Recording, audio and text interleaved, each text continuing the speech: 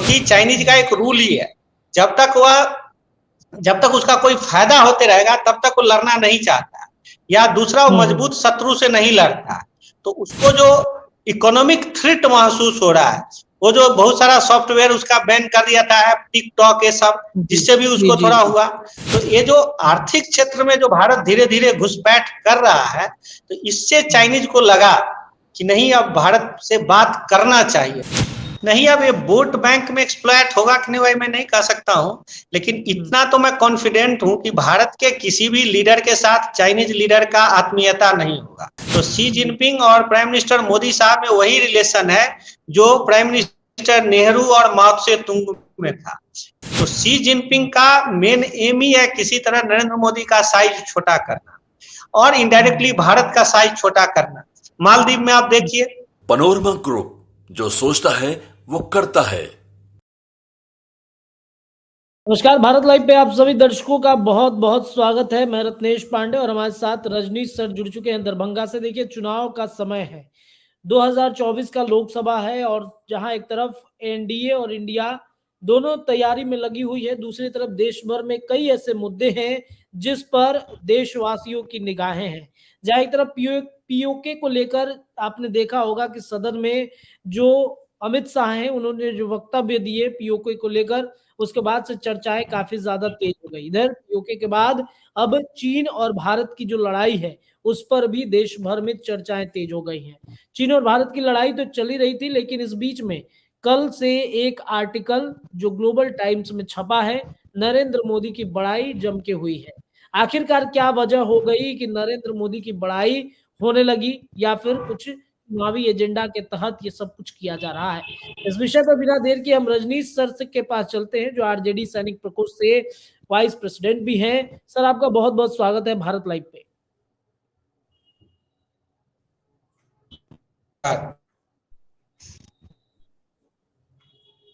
Sir, 2024 के चुनाव के ठीक पहले जो स्थितियां बनी, चाइना अचानक से उसके सुर बदल गए हैं। सर, क्या कारण हो सकते हैं इसके? हाँ, ये चाइना को माने मुझे जो लग रहा है कि जो प्रेजेंट में नरेंद्र मोदी साहब ने जो एग्रेसिव पॉलिसी अपनाया डोकलाम में, फिर लद्दाख में, दौलत बेग ओल्डी में, कि जैसे वो जो गलवान वाला इंसिडेंट हुआ था, उसके बाद पेंगोंग लेक के पास जो भारत ने ब्लैक टॉप कैप्चर कर लिया, तो थोड़ा मिलिट्री माइट में भी चाइनीज लीडरशिप को लगा, शी जिनपिंग को, कि नहीं, ये मोदी साहब झुकने वाला नहीं है। मतलब ये जो भारत का जो प्रेजेंट लीडरशिप है वह इस मामले में it is having the strong heart. और दूसरा, इकोनॉमिकल फ्रंट पे भी देखा गया कि जैसे तेल क्राइसिस हुआ, तो तेल क्राइसिस में रशिया से तेल खरीद करके, अब चाइनीज को मेन पावर क्या था, उनके पास पैसा बहुत है, हर जगह पैसा अपना दिखाते रहता था। और सबसे बड़ा जो मुझे लग रहा है कि चाइनीज को जो थ्रेट लगा है कि आज के दिन पूरा होल 100% मैं कह रहा हूं, Latin America 100%, Mexico, Venezuela, Argentina, Bolivia, Chile, सब के सब, और 60% अफ्रीका चाइना ट्रेड कर रहा है, अपना सस्ता सामान बेच रहा है। मतलब जो ब्रिटिश ईस्ट इंडिया कंपनी थी उसको आप समझिए कि इन कंट्री में चाइना ने रिप्लेस कर रखा। जी सर। लिथियम का बैटरी, जो मुझे बताने की जरूरत नहीं है, जितना मोबाइल में लिथियम बैटरी लग रहा है, तो सारे बैटरी के लिए लिथियम चाइना बोलीविया, अर्जेंटीना से खरीद के ला रहा और हर जगह बेच रहा। इसमें अब भारत घुस रहा है धीरे धीरे। इंडिया भी, माने आप सुन ही रहे कि जो प्राइम मिनिस्टर का ड्रीम है कि मैन्युफैक्चरिंग हब इंडिया में बनाने की, तो इससे भी चाइना को लग रहा है कि भारत से बातचीत करना चाहिए। क्योंकि चाइनीज का एक रूल ही है, जब तक उसका कोई फायदा होते रहेगा तब तक वो लड़ना नहीं चाहता, या दूसरा वो मजबूत शत्रु से नहीं लड़ता। तो उसको जो इकोनॉमिक थ्रेट महसूस हो रहा है, वो जो बहुत सारा सॉफ्टवेयर उसका बैन कर दिया था, टिकटॉक ये सब, जिससे भी उसको थोड़ा हुआ। तो ये जो आर्थिक क्षेत्र में जो भारत धीरे धीरे घुसपैठ कर रहा है, तो इससे चाइनीज को लगा कि नहीं अब भारत से बात करना चाहिए, मुझे जो लग रहा है, इसीलिए उसने मोदी साहब के प्रेज में कुछ लिखा है। तो यह माने भारत के कंप्लीट इंफ्रास्ट्रक्चर का प्रेज है कि वह इंडिया को रिकॉग्नाइज कर रहा है, कि वह इंडिया को इग्नोर नहीं कर सकता है। एशिया में अगर कोई खेल खेलना है तो भारत को उसको लेना ही पड़ेगा, माइनस भारत कोई खेल खेलेगा तो उसको मतलब सफलता नहीं होगा। इसलिए मुझे जो लगा, एक सवाल ये है कि हो सकता है कि आप लोग बार बार राजद की तरफ से, विपक्ष की तरफ से बार बार एक चीज सवाल उठते रहे हैं कि जो आपको बता दें कि जो सर्जिकल स्ट्राइक हुआ वो मोदी का एक चुनावी एजेंडा हो सकता है। तो ये भी तो एक चुनावी एजेंडा के तहत ही हो सकता है कि देश भर के लोगों को ये दिखाना है कि भाई मोदी जी के रहते अब चाइना भी उन्होंने घुटने टेक दिए हैं। तो ये भी एक बड़ा वोट बैंक हो सकता है। नहीं अब ये वोट बैंक में एक्सप्लॉइट होगा कि नहीं भाई मैं नहीं कह सकता हूं, लेकिन इतना तो मैं कॉन्फिडेंट हूं कि भारत के किसी भी लीडर के साथ चाइनीज लीडर का आत्मीयता नहीं होगा। वह ग्लोबल, जहां तक शी जिनपिंग की बात है तो शी जिनपिंग और प्राइम मिनिस्टर मोदी साहब में वही रिलेशन है जो प्राइम मिनिस्टर नेहरू और माओ से तुंग में था। जो कम्युनिस्ट लीडर माओ से तुंग था तो सबसे ज्यादा पंडित नेहरू से जलता था। तो 62 में जो अटैक किया था तो उसका मेन एम ही था। आर.डी. मानेकर ने एक अपने किताब में लिखा भी है कि इस primary aim was to cut the Nehru size. Nehru का कद छोटा करना ही उसका एम था। तो शी जिनपिंग का मेन एम ही है किसी तरह नरेंद्र मोदी का साइज छोटा करना और इनडायरेक्टली भारत का साइज छोटा करना। मालदीव में आप देखिए भारत का इतना इन्वेस्टमेंट था, उसके बाद वो मुइजू को क्या गोलमाल पढ़ा दिया और आज मालदीव एंटी इंडिया स्टैंड लिए हुए है। लंका में बगल में हवन टोटा में क्या क्या चाइनीज कर रहा है मुझे एक्सप्लेन करना नहीं है। बगल में बंगाल की खाड़ी में कोका द्वीप ले रखा है बर्मा से, मलक्का में इतना इंटरफेयर करता है। तो यह चुनावी एजेंडा तो नहीं होगा, लेकिन बीजेपी वाले कह सकते हैं। आप तो जानते ही हैं बीजेपी का कोई नेता आज प्राइम मिनिस्टर मोदी साहब का नाम लिए बिना एक लाइन नहीं बोल सकता है। तो ये तो ढोल पीटेगा ही, लेकिन इसका कोई बड़ा चुनावी लाभ नहीं है। लेकिन अब प्राइम मिनिस्टर हैं और उनके प्रेज में चाइना जैसे शत्रु कुछ लिख रहा है तो being in opposition we have to recognise it. और मैं भी ये कहना चाह रहा हूं कि ठीक है अगर दुश्मन बात करना चाहता है तो बात करे, जब लड़ना चाहे तो लड़ेंगे, बात करना चाहेगा तो बात करेंगे। क्योंकि देखिए चाइना का टेक्नोलॉजी में तो लीड है ही भारत में, उसका 25,000 किलोमीटर का बुलेट ट्रेन का नेटवर्क है। हम अभी Ahmedabad to Bombay bullet train का परिकल्पना ही चल रहा है। आज के दिन देखिए आर्टिफिशियल इंटेलिजेंस में चाइना का एक ट्रेंड है, जो लेटेस्ट टेक्नोलॉजी आता है उसमें वो बहुत इन्वेस्ट करता है और जिसके कारण वो यूरोप को टक्कर दे रहा है। आप किसी से भी पूछिए दुनिया में जितने इन्वेंशन हो रहे हैं तो 60% अमेरिका में हो रहा है, तो 60 मतलब 65 तो 30% चाइना भी उसमें है, 5% में यूरोप, इंडिया, पूरा दुनिया है। तो वह जो अमेरिका को टक्कर दे रहा है क्यों? क्योंकि उसने साइंस और टेक्नोलॉजी में ह्यूज इन्वेस्ट किया है। कुछ दिन पहले एक न्यूज था कि उसने आर्टिफिशियल इंटेलिजेंस में इतना बड़ा बजट दिया है, ऑलमोस्ट डिफेंस बजट का 30% उसने इस टेक्नोलॉजी में लगाना चाह रहा है। आज पीकिंग, बीजिंग, वही पीकिंग, संघाई, इस सब की सड़कों पे सारा इलेक्ट्रिक कार दौड़ रहा है, जबकि हमारे यहाँ अभी भी गडकरी साहब बोल रहे हैं बार बार एक ड्रीम है और हम इलेक्ट्रिक कार अगर दौड़ाएंगे भी, इलेक्ट्रिक बस चलाएंगे भी तो उसका जितना बैटरी और चाइना से आएगा। तो इस मामला में हमें लगता है कि टेक्नोलॉजी एक्सचेंज में एक पॉजिटिव, स्पोर्टिंग, हेल्दी कंपटीशन करने में, बातचीत करने में चाइना से माने कुछ गलत नहीं है, क्योंकि टेक्नोलॉजी में तो काफी लीड ले ही रखा है। हम लोग का इन्वेस्टमेंट बहुत कम है उस मामले में। अभी आप देखिए 2 दिन पहले न्यूज था, उसने टेस्ला को खरीद लिया, एक चाइनीज कंपनी है BYD। तो चाइनीज से कॉन्फ्लिक्ट भी नहीं है हमारा उतना, हमारा तो मेन शत्रु पाकिस्तान है। ये हमें प्राचीन काल में जो मोहम्मद गोरी, गजनी, बाबर, अब्दाली था, उसी की तरह वो हमें समाप्त करने के लिए बैठा हुआ है, खाने के लिए बैठा हुआ है। उससे हमारा रियल थ्रेट है। उसका जो मिलिट्री अफसर को आप बोलते देखिएगा तो ऐसा आग उगलता है, क्या कहता है कि भारत के बड़ा साइज से घबराने की जरूरत नहीं है, will cut the India into size and defeat it as the Babur has defeated. उसका मिसाइल का नाम देखिए बाबर है, अब्दाली है, माने पूरा एंटी इंडिया पोग्रोम का वो सेंटर है, हब है। तो चाइना लड़े तो लड़े, बात करे तो बात करे।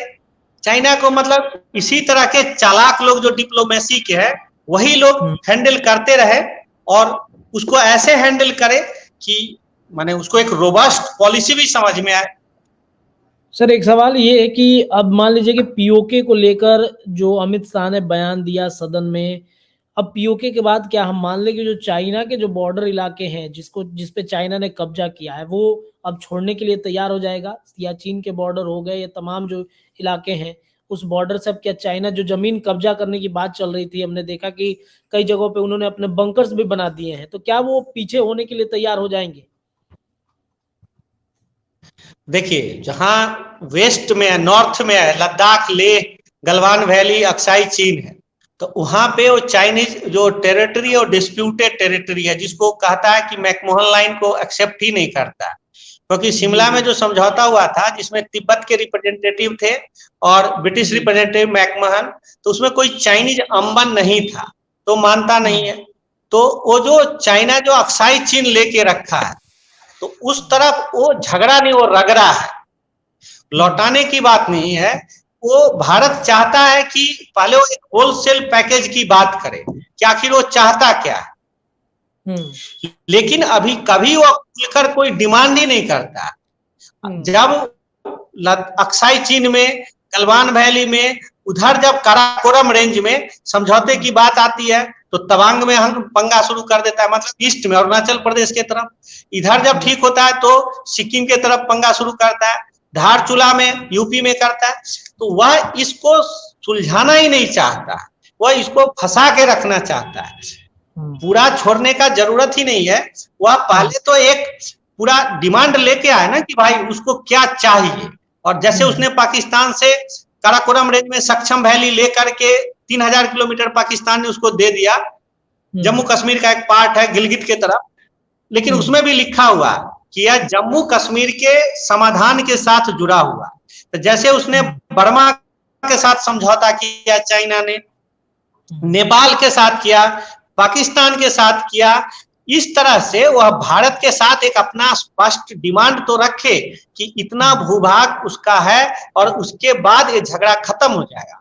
तो वह यह करता ही नहीं है। वो गांव में जैसे झगड़ा नहीं होता है कि आड़ी काट दिया फिर थोड़ा आगे बढ़ गया, इस तरह से क्या करता है। सिक्किम में मैं आंखों देखा हाल बता रहा हूँ, एक बकरी आपका इंडियन टेरिटरी में घुसा देगा, अब बकरी लेते हुए 2-4 चाइनीज सोल्जर का फोटो ले लेगा। अब बाद में कभी झगड़ा करने आएगा 6 महीना बाद कि ये तो मेरा जमीन था जहां उसका बकरी चल रहा था। तो इस तरह से रग रहा है। तो लेने की बात भी नहीं है, देने की बात भी नहीं है, लेकिन वहां पर इंडिया इस पोजीशन में अपने को करके रखा है। जैसे एयरफोर्स ने दौलत बेग ओल्डी एयरफील्ड को एक्टिवेट किया है, और लद्दाख में जैसे कि पूरा डिवीजन है आर्मी का और रोड डेवलप हुआ है। सिक्किम में जैसे कि ऑलरेडी 67 में चाइनीज मजाक चख चुका है मेजर जनरल सगत सिंह के नेतृत्व में। तवांग में जैसे भारत स्ट्रांग है, तो रगड़ा चलते रहेगा, लेकिन अब भारत को दबा नहीं पाएगा। मतलब वो हमला नहीं कर सकता ओपनली। भारत भी चाहता हमला नहीं करे, वो घुसेगा तो मिलिट्री टर्म में इसको कहते हैं क्विड प्रो को। आप अगर हमारा 1 कट्ठा जमीन ले लिए तो हम भी आपका 1 ले लेंगे। तो जब से भारत ने ब्लैक टॉप कैप्चर किया लद्दाख में, तब से वो शांत बैठा हुआ। जमीन तो देगा नहीं, लेकिन अगर जमीन दे करके, कुछ दे करके और ले करके समझौता कर ले तो बड़ी बात होगी। और ऐसा काम वही कर सकता है जो चालाक डिप्लोमेट है। जैसे मैं एक एग्जांपल देना चाहता हूँ, शिवशंकर मेनन आपने सुना होगा, फॉरेन सेक्रेटरी बने थे। तो जो तवांग बॉर्डर से जो फौज हटी थी नरसिम्हा राव के समय में, तो पूरा निगोशिएशन करने वाला वही थे, शिवशंकर मेनन। तो लड़ाई ये बड़ा क्वेश्चन है, इसे मिलिट्री कमांडर और फॉरेन डिप्लोमेट ये सब मिलके, तो हमारे थोड़ा लिमिट के बाहर का बात है। सर एक अंतिम प्रश्न रहेगा कि मतलब अब मान लिया जाए कि चाइनीज ने समझ लिया है कि भाई मोदी की ही ताकत है, अगर मोदी से टकराएंगे तो शायद कुछ घाटा ही होगा हमें, अगर साथ रहेंगे तो अच्छा ही हो सकता है हमारे साथ। हाँ, ये बात आपका एकदम सही है। मोदी नहीं, मोदी के लीडरशिप में जो भारतवर्ष है वो पूरा जो इंस्टीट्यूशंस हो गया है अभी, जो पॉलिटिको कम फॉरेन कम मिलिट्री है, तीनों का जो ट्रेंगल हुआ, और ये तेल बेच के जो भारत सरकार ने जो नोट बनाया रशियन तेल बेच के, तो इससे उसको समझ में आ गया कि लड़ाई होगा तो एक तो माने काफी आर्मी ने अपना गन खरीदा है, आप सुन ही रहे हैं, नेवी को बहुत सारे फ्रिगेट ये सब दिए गए हैं, मिसाइल कैरी मिसाइल सब लगाया गया है, हवाई जहाज राफेल आया, बहुत सारे मीडियम आर्टिलरी खरीदाया है, चिनूक हेलीकॉप्टर आया है। तो इस सब से उसको लग गया है कि India is prepare to fight the war if war is imposed on it. अगर चाइनीज इस पे लड़ाई थोपेगा तो भारत युद्ध लड़ने का मादा रखता है। तो ये बात जैसे ही चाइनीज को समझ में अभी आ गया, और इसके पास भारत के पास पैसा भी है, इसलिए वो चाह रहा है कि अब जो लड़ाई होगी तो 62 वाली नहीं होगी कि एक तरफा हम भारत को अपमानित कर देंगे, तो उसमें उसको बहुत घाटा होगा। हमारा जनरल पद्मनाभ साहब ने किताब भी लिखा था, तो उसमें उन्होंने साफ लिखा है कि if Chinese will open the war, तो वो क्या कर पाएगा कि नहीं कर पाया ये तो बात की बात है, लेकिन जैसे 71 में बांग्लादेश को भारत ने अलग कर दिया पाकिस्तान से, उस तरह से भारत आज उस स्थिति में है कि Indian force will capture the Lhasa within 36 hour. ये उन्होंने लिखा है, जनरल पद्मनाभ साहब ने, उनका एक किताब है, तो रूपा पब्लिकेशन ने छपा भी है। तो चाइना को माने बहुत भारी पड़ेगा, इसलिए वो बातचीत के रास्ता पे जाना चाहता है, और मैं कहता हूँ भारत सरकार भी बातचीत करे इसको। आप देखिए ना, अमेरिका भी गया है, उसने हेनरी किसिंजर, जिनकी अभी मृत्यु हो गई है कुछ दिन पहले, चाइना और अमेरिका में कितना टेंशन था आप जानते ही हैं, जो बाइडेन और शी जिनपिंग में कितना करवाहट थी, लेकिन अभी आपने देखा है कि गए हैं दोनों एक साथ मिले हैं, और एज ए गुडविल मिशन में उन्होंने हेनरी किसिंजर को चाइना भेजा था, और हेनरी किसिंजर का चाइना में भगवान के जैसा दर्जा है, क्योंकि जब अमेरिका चाइना में 71 में और भुट्टो ने मिलके पैक्ट करवाया था, तो उसके मेन आर्किटेक्चर हेनरी किसिंजर ही थे, और उसी के कारण चाइना को इतना टेक्नोलॉजी मिला, इकोनॉमिकल एडवांस हुआ। नहीं तो रूस के जाने के बाद तो चाइना मर रहा था, सड़ा हुआ देश हो गया था। तो जब वो बात कर सकता है अमेरिका से, तो हम क्यों नहीं बात करें चाइना से? हम क्यों नहीं अपने टेक्नोलॉजी को बढ़ाए? हम क्यों नहीं अपने इलेक्ट्रिक कार का टेक्नोलॉजी में जो हो सके लिथियम बैटरी बनाए? अफ्रीका में हम लोग क्यों नहीं घुसे? Why to bring the conflict if Chinese don't want? If they want then military is ready. चलिए, तो कहीं ना कहीं अब मुझे लगता है कि बॉर्डर इलाके से सटे और तमाम जो वैश्विक चीजें हैं, इससे चाइना को ही फायदा होने वाला, अगर भारत और मोदी की जो गवर्नमेंट है उससे अगर समझौता बना के रखे। और शायद इस वजह से ग्लोबल टाइम्स में जो आर्टिकल लगातार छापे जा रहे हैं मोदी के समर्थन में, मोदी की बड़ाई में, ये एक बड़ा चेंज हो सकता है भारत और चाइना के बीच के संबंधों का। तमाम विषयों पर हमारे साथ रजनीश सर जुड़े थे, इनसे और भी विषयों पर हम जुड़ेंगे। फिलहाल आज के लिए इतना ही। देखते रहिए भारत लाइव। धन्यवाद। पनोरमा ग्रुप, जो सोचता है वो करता है। अगर ये वीडियो पसंद आई और वह बिहार के राजनीति और बिहारियत से सरोकार रखेनी तो सब्सक्राइब बटन दबा के चैनल के सब्सक्राइब कर ली। ओजे एगो घंटी बा, ओकरा बटन दबा देला से कुल सटीक और मारक खबर रुआ मुफ्त में मिल जाई। अगर रुआ पत्रकारिता के हमनी के नया प्रयोग में सहयोग कर चाहतानी तो ज्वाइन बटन दबा दी। पेटीएम नंबर नोट कर ली 9386816700। धन्यवाद।